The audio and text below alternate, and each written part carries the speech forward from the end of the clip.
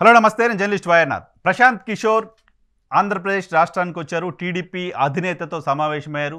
ప్రశాంత్ కిషోర్ ఎన్నికల స్ట్రాటజిస్ట్గా పని చేయనుని గతంలో ప్రకటించినప్పటికీ తెలుగుదేశం పార్టీ కోసం పని చేయబోతున్నారు అనే విషయం అర్థమవుతోంది. ప్రశాంత్ కిషోర్ గత కొంతకాలంగా తెలుగుదేశం పార్టీ నాయకులతో సంబంధాలు మెయింటైన్ చేస్తూ వస్తున్నారు. నారా లోకేష్తో మాట్లాడుతూ వస్తున్నారు. ఇప్పటికే 2-3 సార్లు టీడీపీ అధినేతలు కలిశారు అనేది కూడా సమాచారం. తాజాగా మీటింగ్ తర్వాత ప్రశాంత్ కిషోర్ చాలా సుదీర్ఘంగా చంద్రబాబు నాయుడు గారితో మాట్లాడారు. ఎన్నికలకు ఇంకా 100 రోజులు మాత్రమే సమయం ఉన్న నేపథ్యంలో ఏ రకంగా వెళ్ళాలి, ఏ రకంగా ప్రజల దగ్గరికి వెళ్ళి ఓట్లను సాధించాలి అనే అంశంపైన ప్రశాంత్ కిషోర్ కొన్ని సూచనలు చేసినట్టుగా సమాచారం అందుతోంది. ఆ సూచనల మేరకే చంద్రబాబు నాయుడు గారు జిల్లాల పర్యటనలు చేయబోతున్నారు. ఆ సూచనలు ఏంటి అంటే, ప్రతి పార్లమెంట్ నియోజకవర్గాన్ని టార్గెట్గా చేయండి. మొత్తం 25 పార్లమెంట్ నియోజకవర్గాలు ఉంటే ఒక్కొక్క పార్లమెంట్ నియోజకవర్గంలో ఒక బహిరంగ సభను ఏర్పాటు చేయాలి.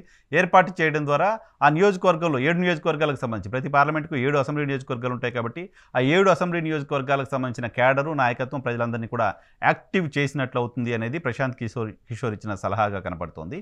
ఈ సలహాని పాటిస్తూ టీడీపీ అధినేత మొత్తం జనవరి నెలలోనే మొత్తం అన్ని నియోజకవర్గాలకు సంబంధించిన మీటింగ్స్ని కంప్లీట్ చేయాలనే ఆలోచనలో ఉన్నారు. దానికి సంబంధించిన కార్యక్రమాన్ని ఇప్పటికే రెడీ చేస్తున్నారు. ప్రతి పార్లమెంట్ నియోజకవర్గంలో ఒక భారీ 1,00,000 మందితో ఒక భారీ బహిరంగ సభను ఏర్పాటు చేయడం ద్వారా ఇప్పటికిప్పుడు మళ్ళీ యాత్రలు చేయడం, పాదయాత్రలు చేయడం, బస్సు యాత్రలు చేయడం, వీటన్నిటికంటే పార్లమెంట్ నియోజకవర్గాల సెంట్రిక్గా పనిచేయడం ద్వారా ఈజీగా ఆ నియోజకవర్గాలకు సంబంధించిన ప్రజలు కనెక్ట్ కావచ్చు అనేది ప్రశాంత్ కిషోర్ చెప్తున్నమాట. అంతేకాదు, ఆ నియోజకవర్గాలకు సంబంధించి మీటింగ్స్ ఏర్పాటు చేస్తున్న క్రమంలో ఆ పార్లమెంటు నియోజకవర్గానికి సంబంధించిన అంశాలను ఎక్కువగా ప్రస్తావించాలి.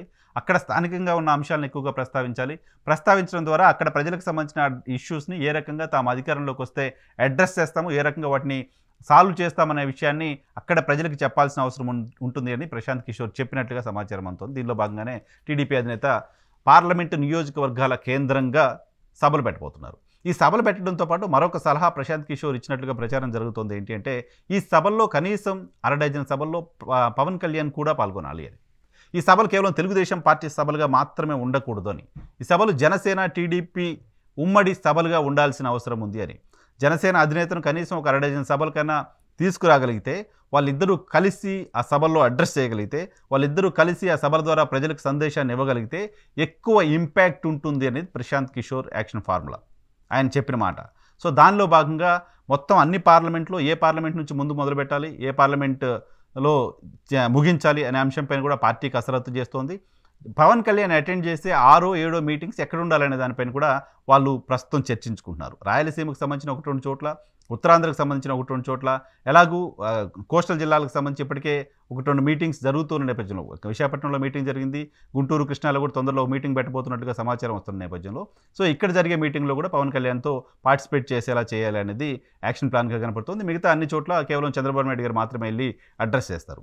అంతేకాదు, దీనిలో మరొక కీలకమైన అంశం, ప్రశాంత్ కిషోర్ ఇచ్చిన సలహాగా జరుగుతున్న ప్రచారం ఏంటి అంటే, ప్రతి మీటింగ్లో కూడా పవన్ కళ్యాణ్ 6, 7 మీటింగ్లో అటెండ్ అవుతారు, కానీ మిగతా అన్ని మీటింగ్స్లో కూడా పవన్ కళ్యాణ్ బొమ్మ ఎక్కువ వాడండి, పవన్ కళ్యాణ్ కూడా ఈక్వల్ ప్రయారిటీ ఇవ్వండి, పవన్ కళ్యాణ్కి సంబంధించిన అటెన్షన్ పెంచండి, పవన్ కళ్యాణ్కి సంబంధించిన విజిబిలిటీ పెంచండి, పవన్ కళ్యాణ్ పార్టీకి సంబంధించిన జెండాలు కనపడేలా చేయండి. సో 2 పార్టీలు ఉన్నాయి, పవన్ మాతో ఉన్నాడు, పవన్ మేమంతా కలిసి వెళ్తున్నాం అంటూ ఆ ప్రచారం చేయడం అనేది ఎక్కువ లాభిస్తుంది అనేది ప్రశాంత్ కిషోర్ ఆలోచన. గోదావరి జిల్లాలకు సంబంధించి జనరల్గా పవన్ కళ్యాణ్ అనగానే ఓ సామాజిక వర్గం గోదావరి జిల్లాలోనే మాట్లాడుతుంటారు. బట్ మాసెస్లో కూడా, కింది స్థాయిలో ఉన్న మాసెస్లో కూడా పవన్ కళ్యాణ్కి ఫ్యాన్ బేస్ ఉంటుంది.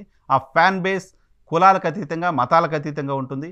అటువంటి ఫ్యాన్ బేస్ ఇప్పటివరకు పవన్ కళ్యాణ్కి ఓటు చేయలేదు. ఓటు చేసే అవకాశం మొదటిసారి ఆయన పార్టీ పెట్టినప్పుడు తెలుగుదేశం పార్టీకి వాళ్ళంతా ఓటు చేశారు. ఆ తర్వాత వాళ్ళంతా స్ప్లిట్ అయిపోయారు. ఇప్పుడు మళ్ళీ కొత్త జనరేషన్ ఫస్ట్ టైం ఓటర్స్గా ఉన్న వాళ్ళు కూడా ఓటు చేసే అవకాశం ఇప్పుడు వస్తున్న నేపథ్యంలో జనసేనకు సంబంధించిన విజిబిలిటీ పెంచడం ద్వారా, పవన్ కళ్యాణ్ ఎక్కువ కనపడేలా చేయడం ద్వారా ఆ ఓటింగ్ అంతా తెలుగుదేశం పార్టీ తీసుకోవడానికి సంబంధించిన అవకాశం దొరుకుతుంది. కేవలం సామాజిక వర్గానికి సంబంధించిన ఓట్లు మాత్రమే కాదు, ఇతర వర్గాలలోని పవన్ కళ్యాణ్ అభిమానులకు సంబంధించిన ఓట్లను తెలుగుదేశం పార్టీ గ్రాబ్ చేయగలగాలి అంటే, తెలుగుదేశం పార్టీ అటెన్షన్ డ్రా చేయగలగాలి అంటే, వాళ్ళ ఓట్లు తీసుకోవాలి అంటే పవన్ కళ్యాణ్కి సంబంధించిన విజిబిలిటీ పెంచాలి అనేది ప్రశాంత్ కిషోర్ ఇచ్చిన సలహా. సో ప్రశాంత్ కిషోర్ సలహా మేరకు ఆంధ్రప్రదేశ్లో 25 పార్లమెంటు నియోజకవర్గాల్లో సభలు నిర్వహించబోతోంది తెలుగుదేశం పార్టీ. ఈ సభల్లో పవన్ కళ్యాణ్కి ఈక్వల్ ప్రయారిటీ ఇస్తూ పవన్ కళ్యాణ్ బొమ్మలతో ప్రజల దగ్గరికి వెళ్ళే ప్రయత్నం కూడా తెలుగుదేశం పార్టీ చాలా సీరియస్గా చేయబోతుంది. ఇదే సమయంలో నారా లోకేష్ కోసం ఒక యాక్షన్ ప్లాన్ కూడా ప్రశాంత్ కిషోర్ రెడీ చేశారని చెప్తున్నారు. ఆ యాక్షన్ ప్లాన్ ఏంటి, ఆయన ఏ రకంగా ప్రజల దగ్గరికి వెళ్తారనేది కూడా మరికొద్ది రోజుల్లో క్లారిటీ రాబోతోంది.